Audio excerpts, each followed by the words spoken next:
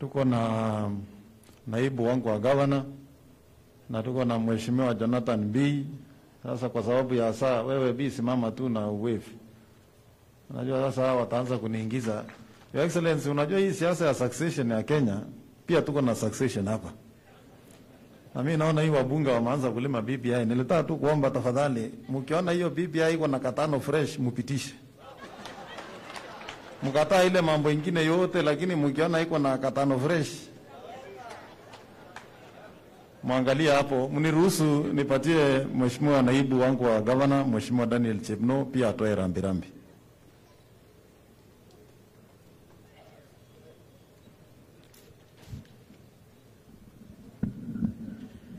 Naibu wa Rais, familia ya Chomba, waombolezaji wote, Bwana asifiwe.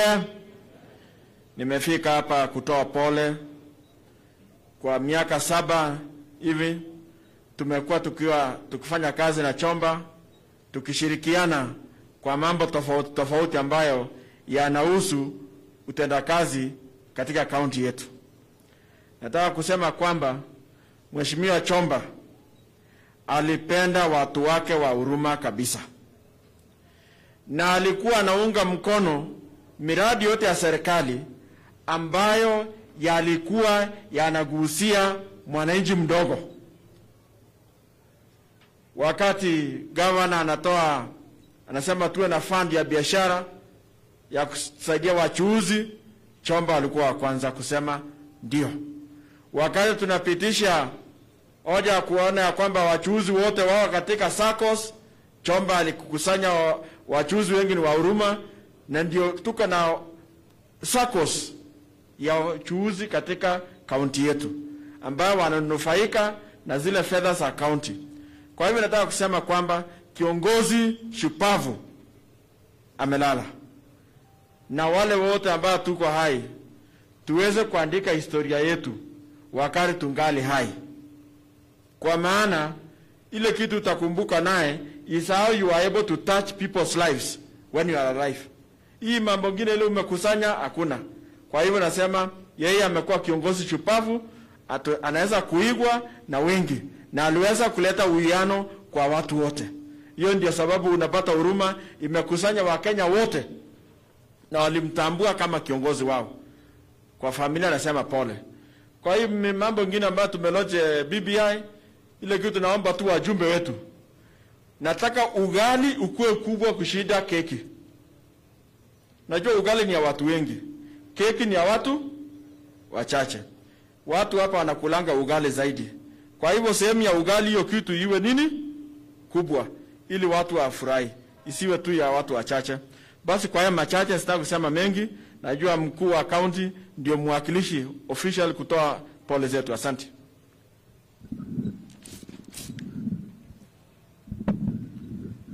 Asante sana DG. Basi Your Excellency, yangu yatakuwa machache. Tumekuwa tukitembelea familia, tumetoa rambirambi zetu, lakini leo kwa sababu ndio siku ya mwisho tutamlaza mheshimiwa kiongozi Chomba, mniruhusu tu kwa dakika kama 3 pia niseme machache kuhusu kiongozi huyu. Kwanza kabisa, mimi nilijua mheshimiwa Chomba wakati niliingia siasa 2013. Lakini familia ya Chomba nilijua kabla ya hiyo. Nilijua rafiki yangu Julius na Leni. Na Leni mnaelewa sababu nilimjua kwa nini, kwa ile biashara alikuwa anafanya. Lakini 2013 wakati nilikuja kwa mambo ya siasa ndio nikajuana na mheshimiwa Chomba. Na wakati hiyo URP ndio ilikuwa chama. Na wakati ya nomination sisi tulifanya siasa, na kwa nomination Chomba alikuwa anaunga Bitok. Na unajua Your Excellency, hii jina yako imekuwa na too much political capital, mpaka kila mtu anataka kutumia tu kama broker kufika the next stage. Hiyo 2013 Bitok na watu yake kidogo alikuwa amesema, unajua naibu ya rais amesema, na unajua Chomba alikuwa rafiki yako, sijui kwa nini yako kuuliza. Yeye akafuata watu ya Bitok wakasema umesema. Sasa nikaambia Bitok, hata Sudi rafiki yangu sikuwa nimemwambia nasimama. Lakini mheshimiwa Bitok nikamwambia si unipatie naibu ya gavana hivi kwa sababu wewe unatoka South. Akaniambia tutaangalia kidogo, akaniambia hautoshi. Tukakaa karibu mwezi mwingine 3, nikamwambia si unisaidie hii CEC. Mabroka yake wakamwambia mambo yake tutaangalia baadaye. Nikaona hii watu wako na mchezo. Tukakutana na Sudi siku moja na Andy Akita, akaniuliza uko na plan gani? Nikamwambia nimeona wacha nisimame. Akaniambia lakini sasa wewe kuniambia mapema. Nikamwambia usijali, hii mambo ni kujaribu, ni mpya. Wakati nilishinda nomination, Chomba akakuja kwa timu yangu, tukaungana, tukafanya hiyo siasa ya 2013, na leo wakatupatia sound, tukamaliza, na kwa hiyo muhula tukafanya kazi. Siasa ilikuwa moto ni 2017. Kwa sababu najua Mheshimiwa Rais 2013 2017 ndio serikali za county ilikuwa inatengenezwa. Kuna mambo mingi tulikuwa na changamoto. Na unajua sasa kuendesha siasa ya mji kumbe ni kazi ngumu. Kubalance interest ni kazi ngumu. Tukakuja mjini hii, tukajaribu kupata Fiscal Planning Act, tukakwaruzana na Okas, kina nani, sasa kumbe nimekuza live wire watu ya Chomba. Sasa hapo ndio tukawachana na Chomba. Yeye akitetea watu yake, mimi nikijaribu kufanya mpango ya kufanya town ikuwe sawa. Kwa sababu tulikuwa katika ile formative stages ya devolution, it took a lot of time to come up with proper policies and procedures that will create a conducive business environment in this town. Na kwa sababu unajua wakilishi, raia pia hawezi wakakupatia nafasi, lazima wakusukume. Mbona tunasukumwa na huko?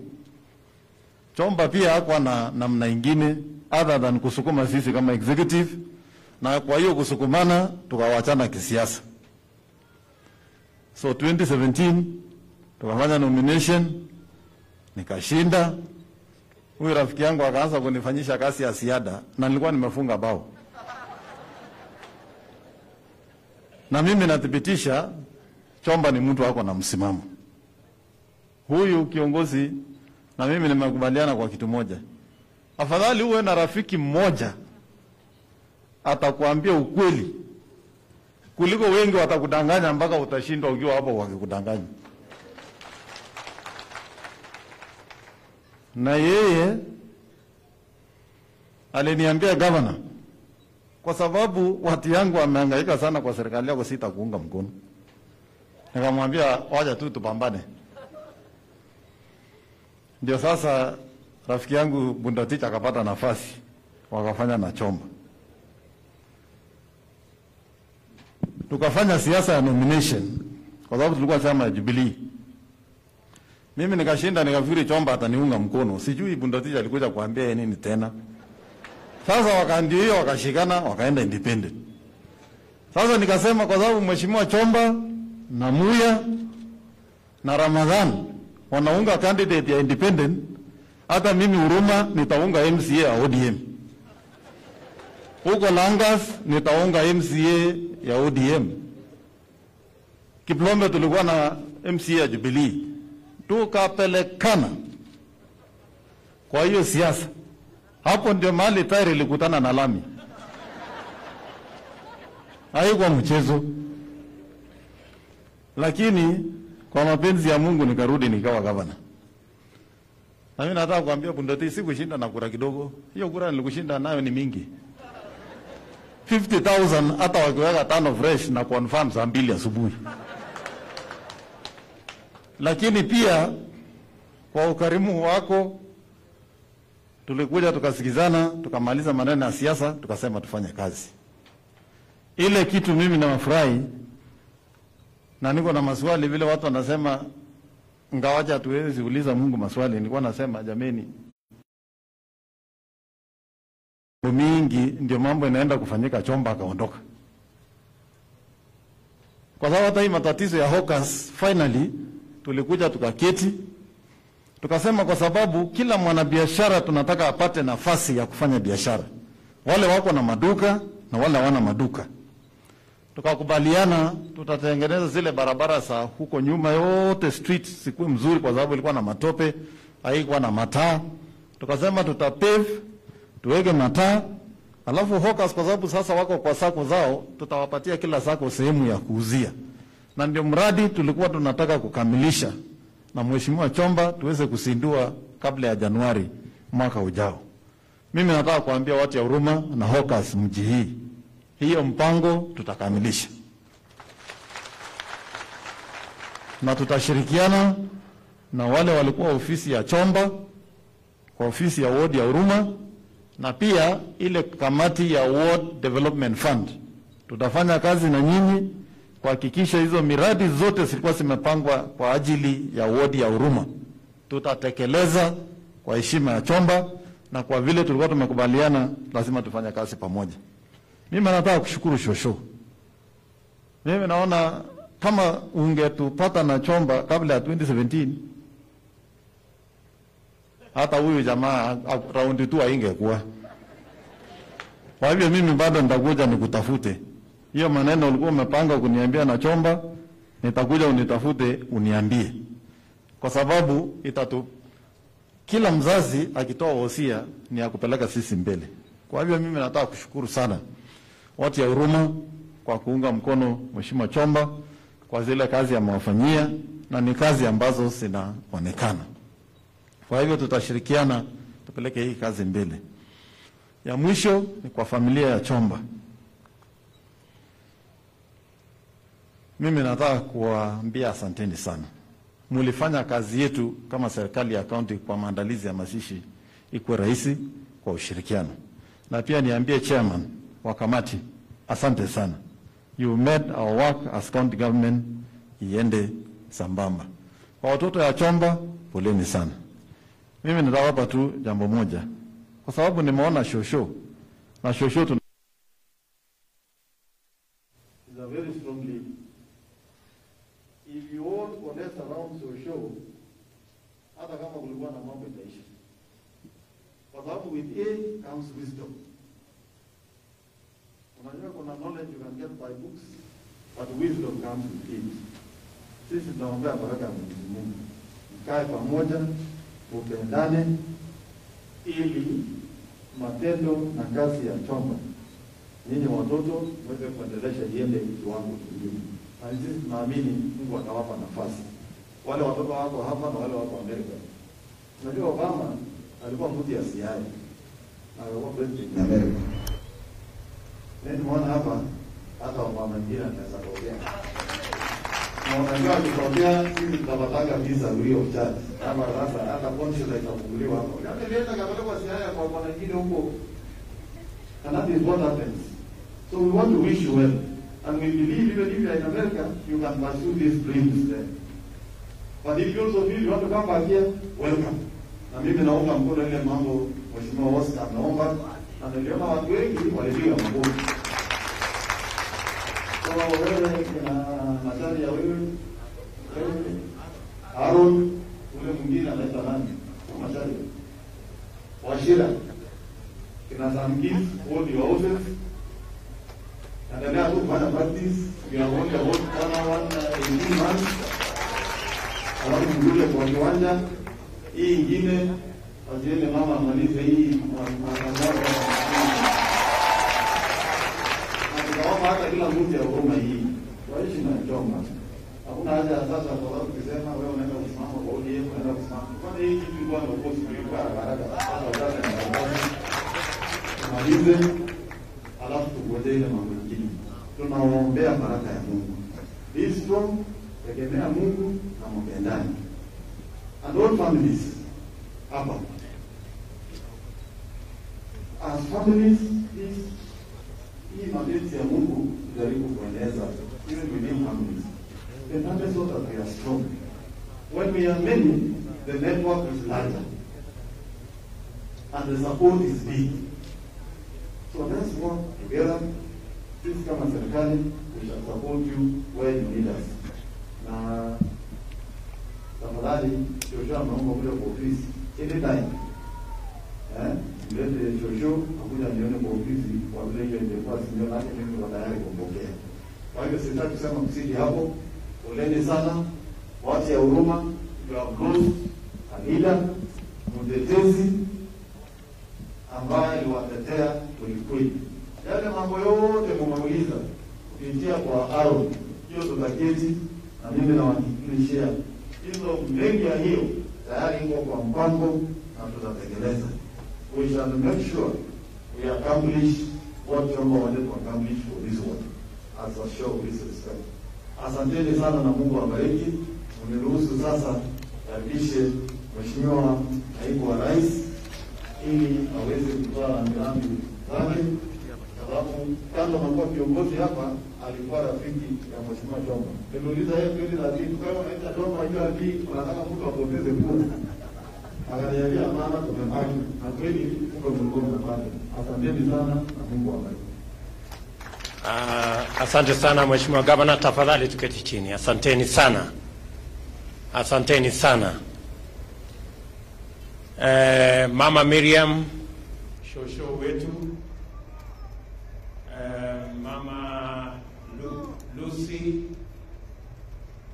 pamoja na Alice na watoto wenu, familia ongozwa na Julius hapa ya Chomba, watu wa hapa Huruma, watu wa Eldoret, ndugu zetu wote wa Uasin Gishu na marafiki waliofika hapa leo, hamjambo. Hamjambo tena. Bwana Yesu asifiwe. Moriega. Mwadhani agosho. Chamge. Hebu mnisalimie hewani ili Bwana Yesu asifiwe. Umesikia Mama Lucy amesema hivyo ndivyo salamu Mheshimiwa Peter Chomba alipenda. Mimi nimefika hapa katika sherehe hii ya mwisho wa rafiki na kiongozi wa sehemu hii yetu, hasa sehemu ya Huruma, ndugu yangu Peter Kiiru Chomba. Na nimefika hapa kwa niaba ya familia yangu, mke wangu Rachel na watoto, nilete rambirambi zetu kwa Alice na Lucy na watoto wenu na jamii mzima ya Chomba, tukisema pole sana, hasa the youngsters here, Wellington, Joe, Angel, Prince and Muyaki. Tukisema pole sana. Poleni kwa kumpoteza baba, poleni ndugu zake kwa kumpoteza ndugu, na pole kwa jamii nzima kwa kupoteza mmoja wenu, na kwa watu wa Huruma na sisi wote watu wa Gishu. Nataka niseme pole kwetu sisi wote, tumepoteza rafiki na tumepoteza kiongozi. Nataka niwashukuru sana wale wote waliosaidia familia katika shida hii ilitupata. Wakati niliambiwa kwamba Chomba ameaga, ilikuwa ni kama ndoto, kwa sababu nilimjua, sikusikia alikuwa mgonjwa, sijasikia alikuwa na shida. Nikachukua simu, nikapiga simu yake, ikachukuliwa na Bwana Muya, MCA wetu hapa yule pale, na akanieleza vile mambo yalivyokuwa. Na nilimweleza wakati huo ya kwamba tutatembea pamoja safari hii, na nitajaribu kwa njia zote niweze kufika hapa katika safari hii yake ya mwisho, kwa sababu huyu muungwana alikuwa rafiki na kiongozi ambaye sio wa kawaida. Nasema sio wa kawaida kwa sababu sote tulimjua Chomba, na tulimjua akiwa ni mtu mwenye msimamo. He is a man who believed in what he said, and he said what he believed in. He meant what he said, and he said what he meant. It was never different. for Chomba to respect you, you had to earn his respect. Haungemshurutisha akuheshimu. He always stood his ground. Na ningependa kusema katika sherehe hii ya huyu kiongozi tukimsindikiza, kama tunaondoa siasa ya ukabila na chuki, Chomba was at the forefront. He was among the first daring people to say we must unite. And I must give up to him as a leader that he walked to me and said, Bwana Mheshimiwa, hii safari ya kuunganisha majamii na kuunganisha Kenya, mimi ningependa kutembea na wewe na Uhuru Kenyatta. And that is how we began this journey. Na Mungu akawa amebariki hiyo barabara na hiyo safari. And he has never looked back. He always stood his ground, always knew that unity is a priority and comes first. Na kwa hivyo nimefika hapa kuungana na familia na watu wa Huruma na sote watu wa Uasin Gishu, tumsindikize huyu shujaa wa amani na shujaa wa maendeleo. I say that without fear of any contradiction, because that's what he was.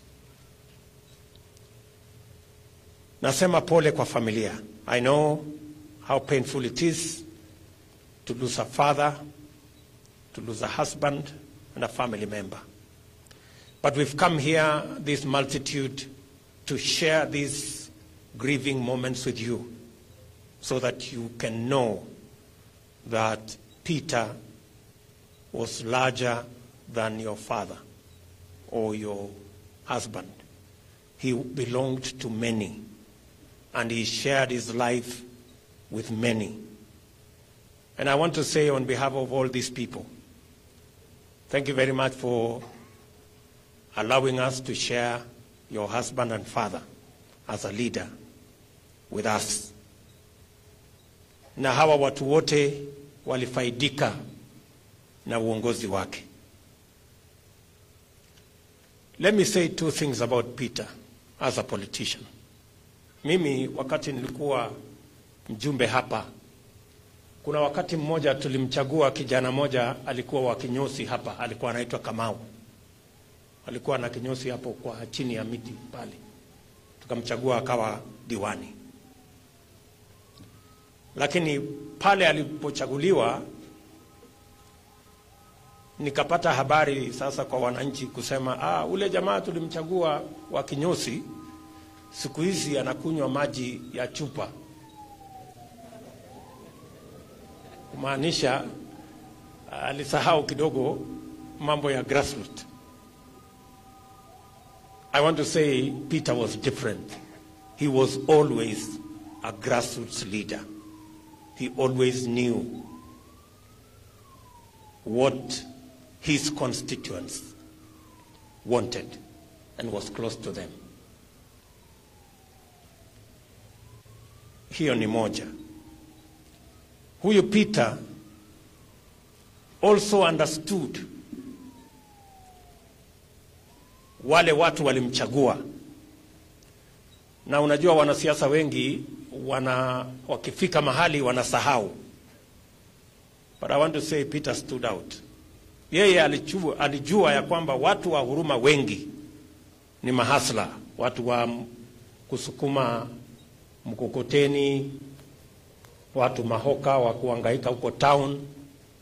Na wakati alichaguliwa hapa, alijua wale watu walimchagua lazima asimamie haki yao.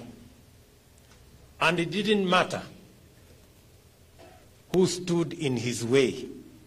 As you have heard many times, he ran into headwinds with Mandago and others as he stood for his people.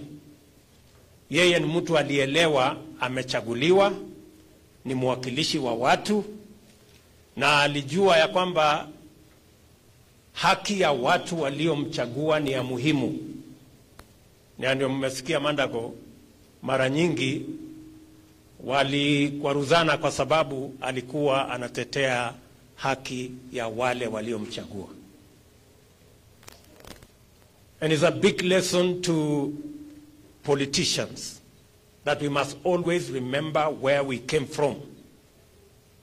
Lazima tukumbuke mahali tumetoka. Na ndio nasema leo we are the poorer because an astute leader who understood the needs of his people and was in contact with the grassroots is not with us. But as has been said, Mungu atatujalia ili tupate mmoja ambaye atashikilia mahali Peter amewacha. Nakumbuka sana wakati ya 2013, huyu Peter alikuwa ni mtu anajua kujipanga.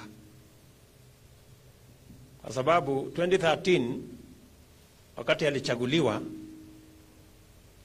kumbe alijipanga namna nyingine hapo. Baada ya miaka 3 hivi, nikaambiwa, wewe unajua mheshimiwa, huyu Peter yeye ni MCA na bibi yake pia ni MCA. Nikauliza iliendaje, ilikuwaje? Mwingine nikaambiwa yeye na mama wanatoka kwa nyumba wanaenda bunge pamoja. Nikaona kuna mwanaume hapa anajua kujipanga. Wakati watu walikuwa wamezubaa, kumbe akapitisha mama hapa, tukamunominate akakuwa MCA pia. Na mnaona sasa huyo mama tayari yako na sifa. Mmesikia alikuwa anapitisha mswada huko bunge. Sasa hata katika hali hii mnaona pia mambo imepangwa tu namna hiyo. Sijui alikuwa amejua, sijui ilikuwa namna gani, lakini kama kuna mtu ambaye kutoka familia ambaye ingesemekana ashike mahali ya huyu mungwana, si tayari kuna mtu ambaye yako na experience ya mambo ya bunge huko. So we will not be looking from far. Na mimi naomba hawa watu wa Uasin Gishu, saa zingine tuwe wangwana kidogo. Kushindana ni mzuri, lakini ikifika mambo kama haya, we can as well be gentlemen. Nataka niulize wanaume, nasikia wanaume ni wengi hapa. Nyinyi wanaume tulizeni boli kidogo. Hii mwaka moja na nusu hii, wacha mama huyu aweze kukamilisha hiyo kazi. Alafu tutashindana, hakuna shida. Sina hiyo. Hata mama naye akipata hiyo nafasi ataenda kujipanga. Akikaa namna hii, wanaume watakuja wapite na kiti. So tutapanga namna hiyo. So we want to say that with all humility, sisi ni watu tunaoamini mambo ya demokrasia, but we also want to be sensitive to situations like this and see how we can move together. Mimi nimeshukuru sana. Naona ya kwamba sisi wote tukiwa watu wa kaunti hii ni watu ambao tunaamini demokrasia, na ni watu ambao tunaamini katika vile Wakenya wanaweza kuishi pamoja. Kama watu wa kaunti ya Uasin Gishu, we must continue to be the example of how Kenyans live together. Lazima tuendelee kuwa kielelezo ya vile Wakenya wanaishi pamoja.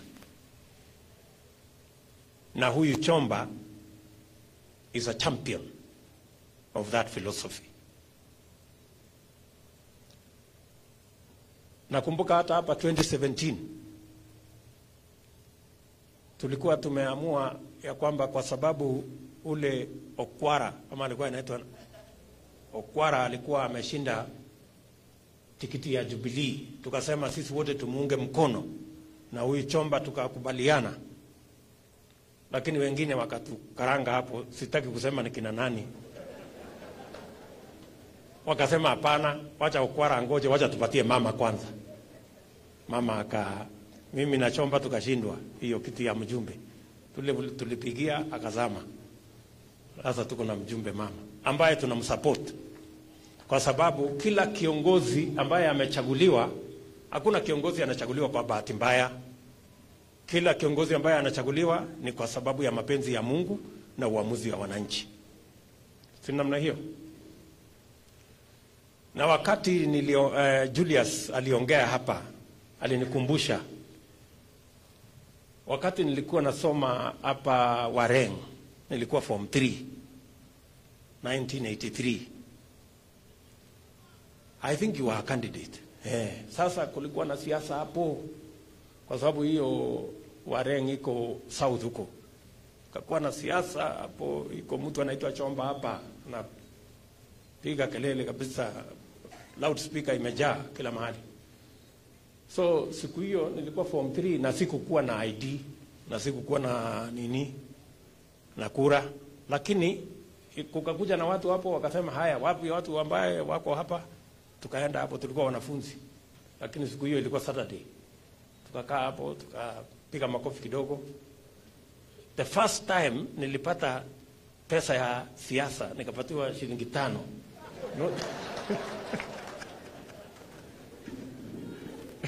Ilikuwa ni kwa siasa ya huyu Chomba huyu. Ndio nikashangaa, hii pesa nimepatiwa ni ya nini? Nikaambiwa kwa siasa watu wanapatiwa pesa. Ndio nikajua sasa hii shilingi 5 hii, nikaenda nikanunua mkate hapo shuleni, nikaendelea naye. So my friend, thank you very much for the 5 shillings. Iliniokoa. Unajua shuleni iko njaa mingi, so mkate ni kitu ya maana sana. So that is the kind of community we are, a people that live together. Na mimi nataka niwaambie, na munisikie vizuri, ukurasa wa siasa ya chuki na ukabila tulifunga na tulifunga.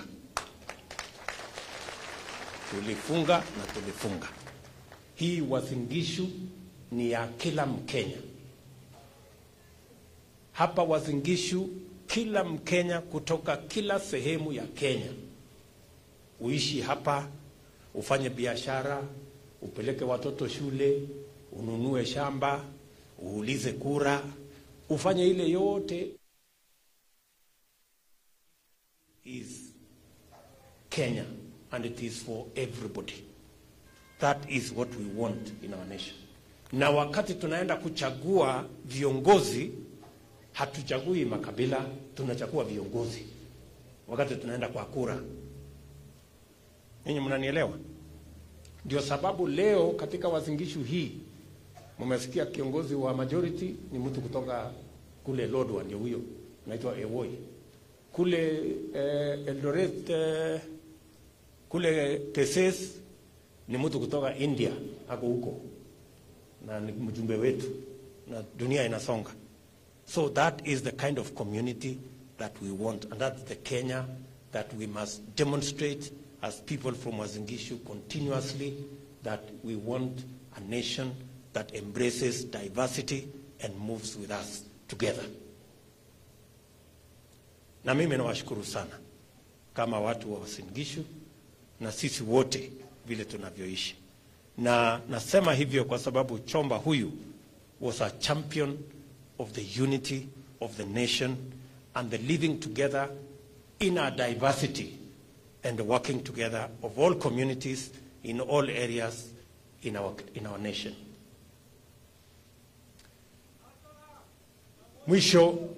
Mwisho huyo asala a relax kidogo. Mwisho mimi nataka niwaulize, kwa sababu Leo imetangazwa ya kwamba sasa tuko na yale mambo ambayo ya katiba, mjadala ambao ni wa katiba katika taifa letu la Kenya. Ile mimi nataka niulize, sisi wote tulio viongozi, vile rais alisema jana, sisi wote tulio viongozi katika taifa letu la Kenya, tunataka tuwe na mjadala ambayo inahusu sisi zote bila ya ubaguzi, bila ya vishindo vya rege na mambo mengine. Tunataka mjadala ambao utajumuisha Wakenya wote, na hiyo mjadala isiwe ni mjadala ya viongozi na vile watanufaika, iwe ni mjadala ya kila mwananchi wa Kenya, na hata yule mwananchi mdogo awe na sehemu ya vile mjadala huo italenga mambo yake na pia itamfaidi. That is what I want to say. Na vile vile ningependa kuuliza sisi wote tena tuhakikishe ya kwamba katika safari hii ambayo tunaenda kama Wakenya, tusitafute njia ambazo zitatugawanya, tutafute njia ambazo zitatuweka pamoja. And that is why I want to say for the record, and as the President said yesterday, this conversation, this constitutional consensus that we are trying to build as a nation, it must be devoid of the reggae bravado that is divisive and that has the potential to create winners and losers, has the potential to create us versus them. We must avoid. And if we are genuine about having a national constitutional consensus, we must start with this discussion. It must be devoid of bravado, it must be devoid of division, and it must not create an us versus them, winners and losers. Let us start there.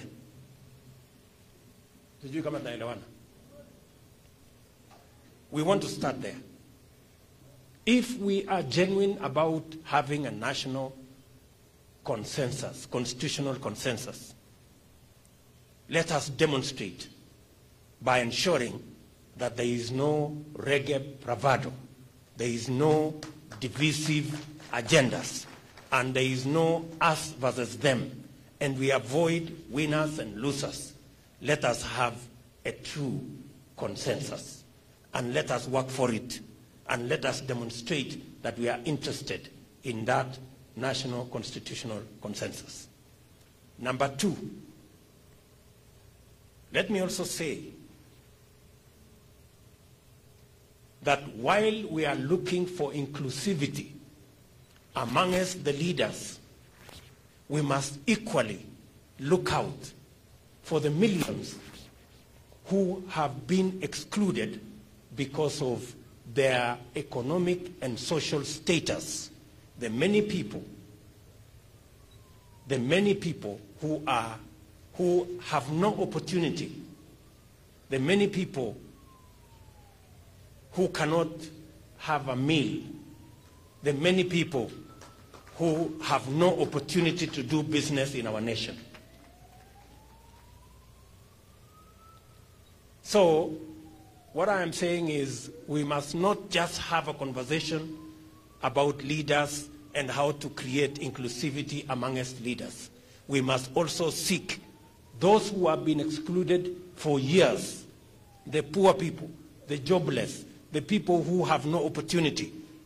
Them too must have, at the table, they must have their space, and we must listen to them as well. And finally,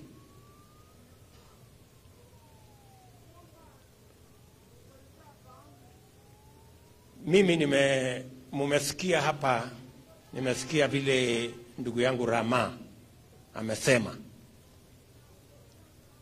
amesema hii maneno ya boda na hii maneno ya wheelbarrow na hiyo maneno ingine ya mkokoteni na maneno ya mama mboga na ule wa kinyosi na ule wa kupiga viatu rangi, hii watu wote hawa mahasla wa Kenya wanasema hata na wao wanataka wasikizwe na wanataka washughulikiwe. Ndivyo amesema huyu bwana MCA wetu wa hapa.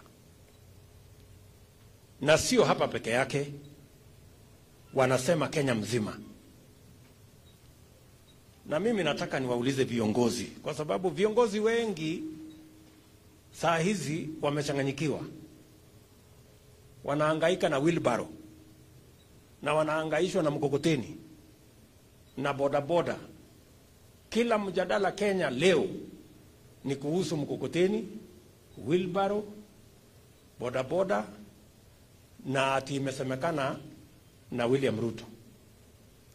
Na kuna wenye wanajaribu kunishurutisha. Mimi nataka niwaambie, tafuteni mwingine wa kushurutisha. Hii wheelbarrow hii na hii mkokoteni na watu wa bodaboda, hii conversation tutakuwa naye, kwa sababu hawa pia ni wa Kenya. Saa ile tunaongea mambo ya prime minister, lazima tuongee mambo ya bodaboda. Ni the same. Kazi ni kazi, wera ni wera, hustle ni hustle. Ama mnasemaje? Si kazi ni kazi?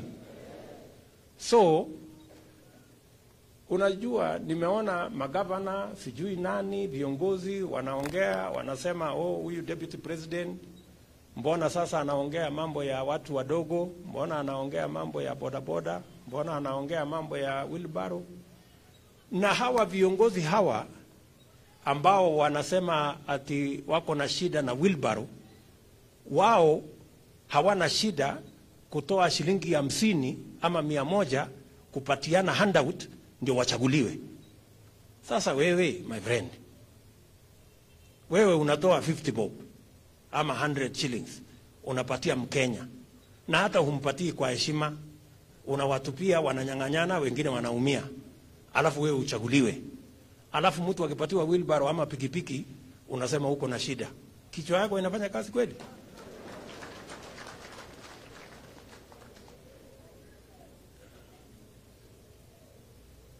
Ama namna gani? Si hawa wanasiasa hawa ambao wanasema ati wheelbarrow ni kitu kidogo sana na haina maana, mkokoteni ni kitu kidogo sana haina maana, bodaboda ni kitu kidogo sana haifai deputy president asungumuzie, lakini wao kuchaguliwa wako tayari na they are happy kutoa 50 bob, kutoa 100, kutoa 200, wananchi wanapigania 200 ndio yeye achaguliwe.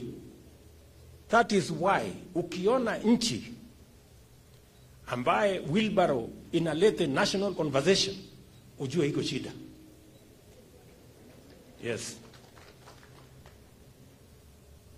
If you find a country, a nation, where a wheelbarrow becomes a national conversation, it tells you there is a problem and we must confront it and we must have a discussion about it and we must sort it out. We can no longer live in denial. There is an issue we must sort out. Na mimi nimewaambia, mimi si wazimu. I am the deputy president of Kenya and I am not a madman. Na mimi si mulevi. Na mimi si mjinga. I know what I'm saying. There is an issue we must sort out. So wachana na matusi. Wacha hasira. Kuna watu wengi wako na hasira. Mbona Ruto anazungumzia wheelbarrow, mbona hiyo. My friend, wacheni hasira. Let us talk. Hii wheelbarrow ambayo inaleta shida hii Kenya na hii mkokoteni, what is the problem? It tells you there is a huge majority of Kenyans where a wheelbarrow means life and death. It means whether they have a square meal or not. Na wewe unajifanya na hiyo mambo yako mingi kwa sababu wewe ni mtu mkubwa, unadharau wheelbarrow. If you find, na mimi nataka niwaambie, hii wheelbarrow conversation hii, unakuta viongozi wengine wanasema hii wheelbarrow ni kitu kidogo, mambo ya ujinga. Lakini unakuta Mkenya mwingine hiyo wheelbarrow ni chombo chake cha maisha yake, itabadilisha maisha yake. So it tells you there is a problem. How come in the same country a wheelbarrow means two different things to do different people in the same nation? Ninyi mnanielewa? Ndio ninasema hata hii maneno tunaenda kuongea hii ya mjadala hii ya BBI. Hii mjadala ni mzuri. Tutaongea mambo ya viongozi, tutaongea mambo ya mamlaka, tutaongea hiyo mambo ya wakubwa, lakini tutaanza kwanza na haya mambo ya mwananchi wa kawaida. Hii mambo ya mwananchi wa kawaida. Kwa sababu tukisort out mambo ya mkokoteni na yule wa bodaboda na tusort out mtu ya wheelbarrow, hawa wengine wako na uwezo, watajipanga na Kenya itaenda mbele. Ama mnasemaje watu wa Huruma? Tunatembea pamoja namna hiyo? Tunaelewana? Yes. Na tutakuwa na hii conversation. So let's just have a decent conversation devoid of threats, blackmail. Tuongee. Kenya ni yetu sisi wote. Na tunataka tuendelee pamoja.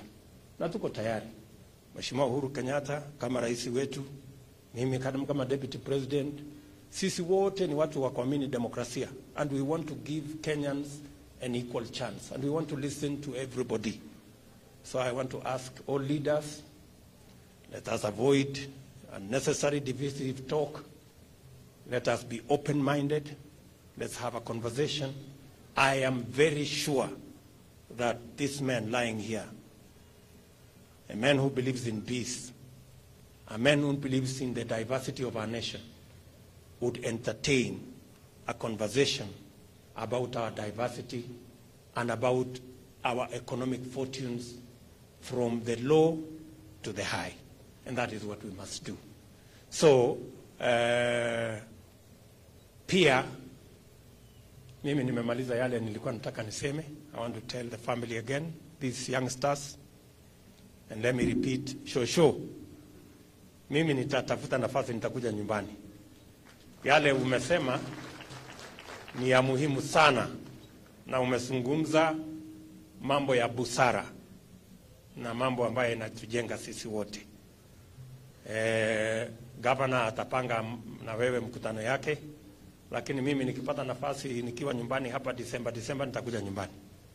Halafu utaniambia maneno kidogo, ndio utupange, ndio tuweze kwenda pamoja. And to the family, if there is anything that we can do on behalf and in respect of this great Kenyan, please don't hesitate. We are here. Please get to us. Musifinyike, we are here. We are members of your extended family by virtue of this man being a leader with us, and we will be happy to help in whatever way. Niko hapa na pia rambirambi za kiongozi wetu, Rais wa Jamhuri ya Kenya. Nilikuwa na yeye jana na nilimwambia nakuja hapa kwa hii mazishi, na alinituma na taarifa ifuatayo. Message of condolence to the family, relatives and friends of the late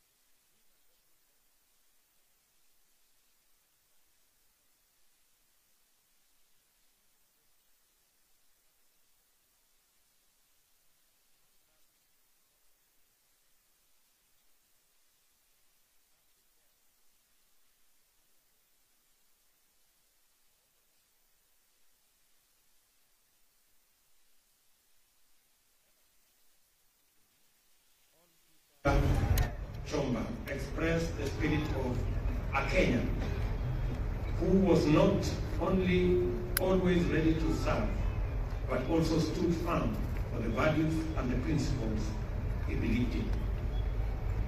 He always championed the rights of all citizens, irrespective of their social, religious, tribal, or political affiliations. And he was particularly known for articulating the rights of hawkers and other informal business groups in society. He firmly believed in the agenda of empowering and uniting all Kenyans to live together harmoniously as brothers and sisters. Together with other leaders, Honourable Chomba ensured that the residents of Shauri Moyo, Langas, Yakenywa, and other areas of Uasin County received title deeds for their parcels of land. It was because of his bravery, wisdom, and humility that the residents continued to elect him. We are grateful that for the 3 terms he served as a councillor and member of the county assembly, Honourable Chomba did not disappoint his electorate.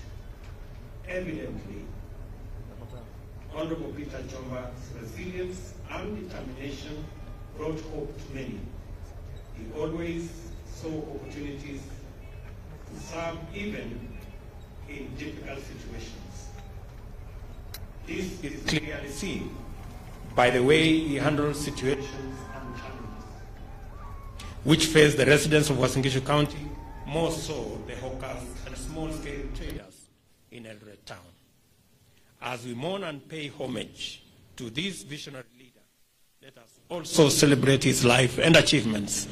Indeed, Honourable Chomba is a towering role model and a perfect example of servant leadership that should be emulated by all.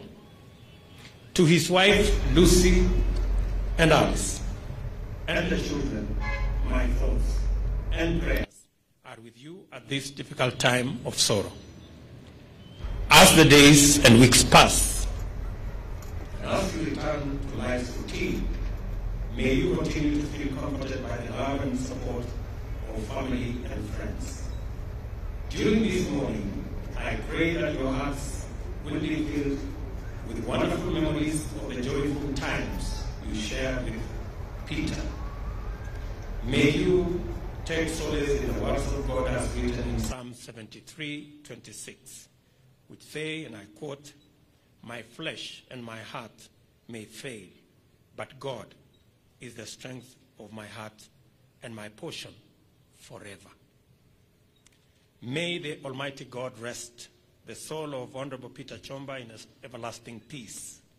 Signed, Uhuru Kenyatta, President of the Republic of Kenya. Hiyo ndio risala ya rambirambi ya Mheshimiwa Rais kwa familia. Asanteni sana kwa kunisikiza na asanteni sana kwa kuwa marafiki na kuja ili tuweze kufanya sherehe hii pamoja. I will now hand over this to the family. Asanteni sana. God bless you.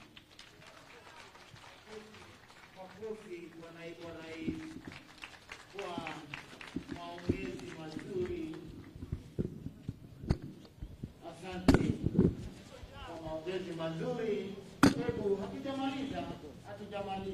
Najua tumekawia. Hatujamaliza.